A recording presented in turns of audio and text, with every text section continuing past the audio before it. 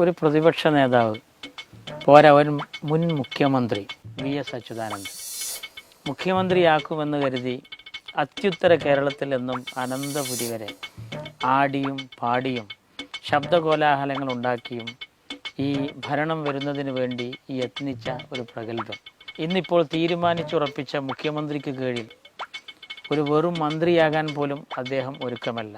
പോകട്ടെ, ഒരു പൗരൻ, കേരളത്തിൻ്റെ പൗരനാകാൻ താല്പര്യമില്ലാത്തത് കൊണ്ടാണ് അദ്ദേഹത്തിൻ്റെ തലയിൽ ക്യൂബൻ പൗരത്വം വന്നു വീണത്. ഫിഡൽ കാസ്ട്രോ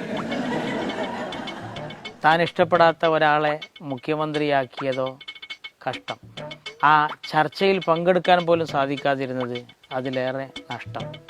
തലൈവർ സ്വയം മാറിക്കിട്ടിയാൽ തലവേദന മാറും എന്ന ധാരണയിലാണ് പോളിറ്റ് ബ്യൂറോ.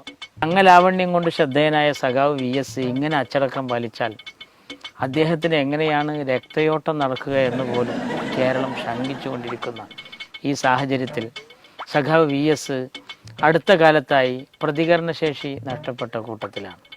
ചിലർ മൂപ്പർക്ക് അധികാരമോഹമുണ്ടെന്ന് തോണ്ടി നോക്കി. അധികാരമോഹത്തിനും വേണ്ടേ ഒരധികാരം? അതാണില്ലാത്തത്. തൽക്കാലം നമുക്ക് ചുരുക്കി പറയാം, മോഹം എന്ന് മാത്രം. ഈ സ്ഥാനലബ്ധി എന്ന് നടക്കും, എപ്പോൾ നടക്കും, ആര് നടത്തും എന്ന ആശങ്കയിലാണ് സഖാവ് VSഉം അദ്ദേഹത്തെ സ്നേഹിക്കുന്നവരും. VS ഇപ്പോൾ യഥാർത്ഥത്തിൽ ഒരു വിഡ്ഢി ഐസ് കട്ട ഏറ്റിയതുപോലെയാണ്. ഐസ് കട്ട ഏറ്റിപ്പോകുന്ന വിഡ്ഢി ഇടയ്ക്കിടയ്ക്കൊക്കെ മേൽപോട്ടേക്ക് നോക്കും. വഴിയാത്രക്കാർ പലരും ചോദിച്ചു, എന്താണ് നിങ്ങൾ ഇടയ്ക്കിടയ്ക്ക് മേൽപോട്ട് നോക്കുന്നത് എന്ന്. അതിന് ഐസ് കട്ട ഏറ്റിയ വ്യക്തി ഇങ്ങനെയാണ് മറുപടി പറഞ്ഞത്, ഇതിൻ്റെ ചോർച്ച എവിടെയാണെന്ന് മനസ്സിലാകുന്നില്ല എന്ന്. യഥാർത്ഥത്തിൽ VS ഇപ്പോൾ ആ പരുവത്തിലാണ്. ലോകമൊഴുക്കെ ഇപ്പോൾ IS ഭീഷണിയിലാണ്. നമ്മുടെ മാർക്സിസ്റ്റ് പാർട്ടി യഥാർത്ഥത്തിൽ VS ഭീഷണിയിൽ.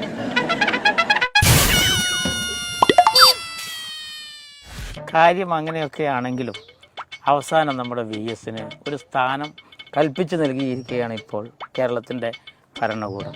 ഇനി മുതൽ സഖാവ് VS അറിയപ്പെടുക മുൻ പ്രതിപക്ഷ നേതാവ് അല്ലെങ്കിൽ മുൻ മുഖ്യമന്ത്രി എന്ന പേരിലല്ല, കേരളത്തിൻ്റെ ഭരണ പരിഷ്കാര കമ്മീഷൻ ചെയർമാൻ.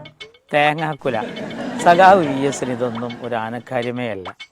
ഇതുവരെ മൂപ്പർ ഈ സ്ഥാനം ഏറ്റെടുത്തിട്ട് പോലുമില്ല. കേരളത്തിൻ്റെ മുഖ്യമന്ത്രിയിൽ കുറഞ്ഞ ഒരു കച്ചവടത്തിനും മൂപ്പർ തയ്യാറല്ല എന്നാണ് ഇതിൽ നിന്നും നമ്മൾ മനസ്സിലാക്കേണ്ടത്. കാലിയായ ഖജനാവുള്ള നാട്ടിൽ താൻ കേരളത്തിനൊരു ഭാരമാണെന്ന് വരുത്തി തീർക്കുവാനുള്ള മനഃപൂർവമായ ശ്രമമാണ് ഇതിൻ്റെ പിന്നിലെന്ന് VSനറിയാം.